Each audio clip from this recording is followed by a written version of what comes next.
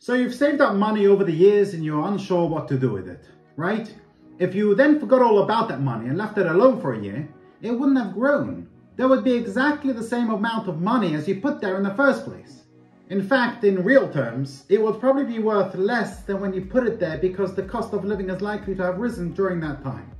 Now, imagine you had instead used that money to buy financial assets, such as shares or commodities, instead of lying dormant. Your money would have a much greater potential for growth as the value of those shares or commodities could go up. Though, of course, there's always the risk they could drop in value as well.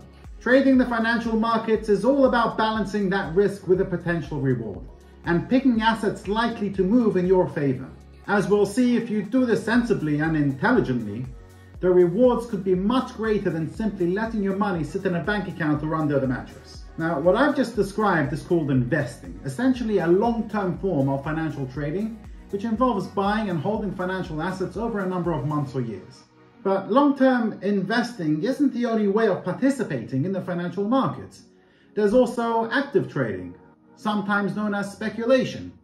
While investors generally focus on the long-term value of assets and attempt to build a portfolio that will perform well in the future, active traders tend to focus on short-term market movements, with some participants placing hundreds of trades per day. Whether you choose to focus on the long game, making only a few trades per year, or whether you believe that every tiny movement in price represents an opportunity, is entirely down to you, your personality, and how much time you can devote to trading.